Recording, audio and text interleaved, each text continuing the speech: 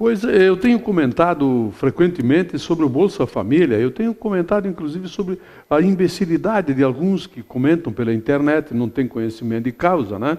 E quando a gente não tem conhecimento de causa, a gente vira Maria vai com as outras. Ou seja, recebem um post e aí divulgam aquilo, repassam, compartilham, aquela coisa toda, com absoluto desconhecimento, pagam mico por idiotice e tal. Agora, por exemplo, a Secretaria da Ação Social de Bento Gonçalves está cadastrando pessoas para o Bolsa Família. Está recadastrando aquelas que têm cadastro desatualizado há mais de 4 anos, para que elas continuem recebendo. Algo em torno de 1.800 famílias, uma coisa assim, recebe o Bolsa Família aqui em Bento. É, exatamente isso. Quem faz o cadastro é a prefeitura da localidade, de todo o país. São 5.557 prefeituras que fazem esse cadastramento. A prefeitura tem a responsabilidade de colocar as pessoas que estão nessa condição, atendendo os requisitos da lei, que é forte. Aliás, o máximo que pode ser pago pelo Bolsa Família é R$ 306, numa família que tenha 7 pessoas, cuja renda per capita seja inferior a R$ 140, e tem que ter menores, tem que estar estudando, uma série de coisas. Mas, enfim, a responsabilidade é das prefeituras, e a nossa está fazendo a sua parte agora. Detalhe, se você souber de alguém que recebe o Bolsa Família indevidamente, denuncie. É fácil fazer uma denúncia disso. Aliás, ali no Barra do Quaraí, agora há poucos dias, apontaram lá, tinha 3, 4 funcionários da prefeitura que estavam recebendo o Bolsa Família. Quer dizer, fraude existe na entidade pública, privada, em qualquer lugar. Sempre haverá fraude. E nós temos o dever de controlar e cuidar disso, porque afinal é o nosso dinheiro que está indo na mão de pessoas indevidamente. O cadastro do Bolsa Família está sendo feito pela prefeitura de Bento Gonçalves atualmente. A crise brasileira está chegando num patamar quase que insuportável. Eu vou esclarecer. A crise, entre aspas. Por exemplo, poupança bate recorde histórico desde 1995. 71 bilhões de aumento no depósito da poupança. 71 bilhões. O ano passado, o superávit que deu a caderneta de poupança, saque, depósito de saques, foi de 40 e alguma coisa. 40 e alguma coisa. Este ano superou em 43% o ano passado. Então a gente fica pensando, eles falam, a família brasileira está endividada. Peraí, mas quem está endividado bota dinheiro na poupança? Então a gente fica, o que está endividado? Sempre tem os pródigos, gastam mais do que arrecadam, do que ganham, e aí eles ficam endividados. Isso faz parte da história da humanidade. Faz parte, é assim. Mas os profetas do Apocalipse, os urubólogos de plantão, eles fazem questão de inventar crises. Vocês querem mais uma? Vamos lá. Energia elétrica. Novembro. 39.902 gigawatts de consumo de energia elétrica no Brasil.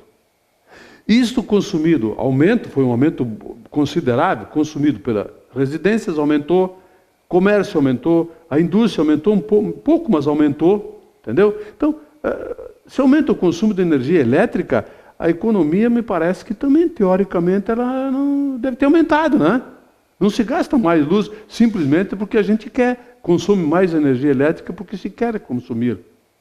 Enfim, os indicativos são de que nós precisamos ter mais seletividade, não partidária, mas seletividade na escolha da informação. Definir perfeitamente o que está chegando em nós. Qual é a informação? Ela é verdadeira? Ou é uma informação comprada ou plantada com cunho político partidário, aquele da pior espécie, que é o que nós temos visto ultimamente aí.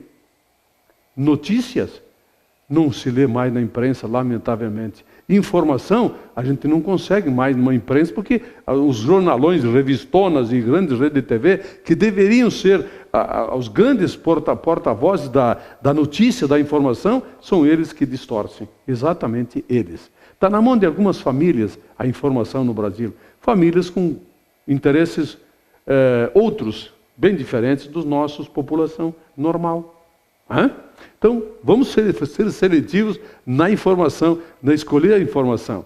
Outra, eu comentei ontem que o CDL de Porto Alegre deu informações sobre o crescimento das vendas do comércio em Porto Alegre no Natal, 9%. Foi um crescimento considerável.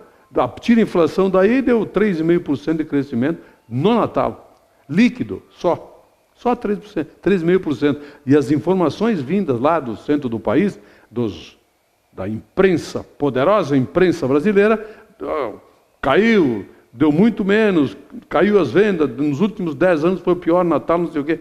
Mas, pô, de onde é que eles tiram isso? Eu sei de onde eles tiram. As informações político-partidárias muito bem dirigidas.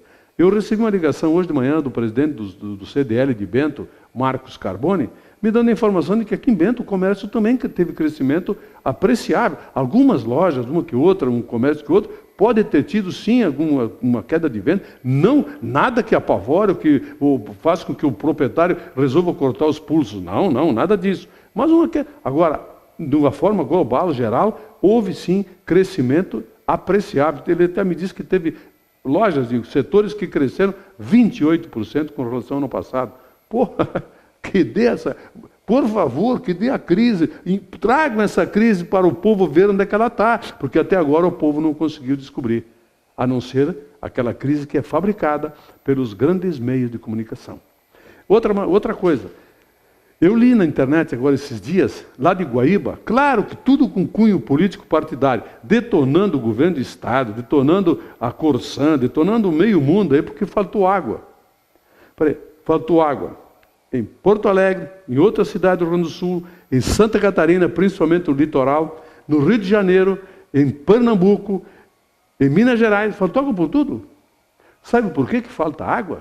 Porque o consumo foi muito superior àquilo que pode se imaginar, até porque o calor foi muito alto. E outra, a água, ela não existe na abundância que se pensa. O mar de água, não, o mar é salgado, e para dessalinizar a água custa muito caro, e a água é cara, e nós desperdiçamos água sim. As companhias distribuidoras também têm perda considerável de água. Então vai faltar água sempre, enquanto nós não tivermos consciência de economizar, gastar água potável apenas o necessário, reaproveitar a água da chuva, por exemplo, os prédios terem um pouco mais de estrutura para reaproveitar a água, vaso sanitário, limpeza, etc. Pode um prédio sim, tem muitos prédios que estão sendo construídos agora desta forma. A Arena do Grêmio, por exemplo, foi construída para reaproveitamento da chuva, da água da chuva. Enfim, falta água porque uma série de fatores. Ar-condicionado provoca isso em quem tem rinite alérgica. Mas enfim, a água vai faltar sempre. Toda vez que tivermos consumo elevado, calores excessivos, vai acontecer isso aí. Vamos fazer o quê? Detona o governo. Não importa o partido do governo, hein? Vai ter outro partido no governo, vai ser detonado depois também. Por quê? Porque aí vai ser os opositores do dentão que vão fazer a mesma coisa. Nós vamos ter que despolitizar esse país de uma vez por todas. Despolitizar o país é um dever da população. O maniqueísmo está acabando com o Brasil. Ou nós acabamos com o maniqueísmo político, ou o maniqueísmo político acaba com o Brasil. Lembra da história da saúva? Está se aplicando agora muito perfeitamente. Código de Limpeza Municipal de Porto Alegre entra em vigor, vai ser sancionado hoje, entra em vigor em abril, multa para os sujismundos em Porto Alegre. A coisa está tomando uma proporção que a gente fica... Espera aí um pouquinho. Por que será que é necessário se criar leis para multar sujismundos? Mas não seria uma coisa lógica, natural, que as pessoas fizessem na rua o que fazem na sua casa? Ou seja, alguém na sua casa joga copo plástico no chão, saco de lixo, joga bagana de cigarro, toquinho de cigarro no chão? Não jogo, só que chego na rua, mas a rua é pública, né? Se é pública, dane-se o povo aí. Eu vou jogar minha bagana de cigarro no chão, os sujismundos. Eu acho que o pior porco é aquele porco que fuma e joga nas calçadas e aquele porco que larga sujeira e bagana de cigarro pelo vidro do carro. Esse é um porcão que não tem solução. Ninguém vai conseguir multar ou botar educação na cabeça de um imbecil desses, com certeza. Tá? Mas Porto Alegre está tomando também o mesmo caminho. Tomara que eles consigam fiscalizar. Aqui em Bento, andei pelas ruas aqui, pelo fim de semana, domingo, pelo calçadão, etc. e tal, o que se vê de bagana de cigarro, papel de bala, papel de sorvete no chão? Pô, mas quem vai fiscalizar isso, se não a própria população? Tem que pegar, quando você vê um cara desse, um sujo-imundo desse, amigo, ali, ó, deve ter sido sem querer, você deixou cair o seu pedaço de cigarro no chão, o seu papel, vai lá e junta, dá para ele, está cheio de lixeira por aí. Será que nós vamos conseguir limpar o mundo? Pelo menos se nós começarmos pela nossa cidade, já que na nossa casa, eu imagino que sim, né? Nós começarmos pela nossa cidade, acho que nós vamos conseguir limpar o mundo, sim. É uma questão de tempo? É. Quanto tempo? Depende da cabeça de cada um. Hoje à noite, 20 horas, no estádio Montanha dos Vinhedos, o Internacional B joga contra o Esportivo, um jogo amistoso. O preçozinho é camarada, um preço bom, para começar a ajudar o Esportivo a ter um bom ano de 2014, né? Então, hoje à noite, 20 horas, Montanha dos Vinhedos, o Inter B. É o Inter que vai começar a disputar o Campeonato Gaúcho. Foi campeão aí, campeão brasileiro sub-20, né? É um belo time de futebol do Internacional. Vale a pena assistir hoje. Esportivo e Internacional na Montanha dos Vinhedos. 8 horas da noite, às 20 horas, a noite está agradável, vale a pena. Muito obrigado pela sua audiência, amigo, eu volto amanhã.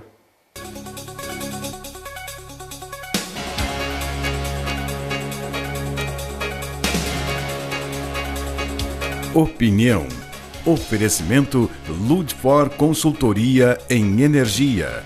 www.ludfor.com.br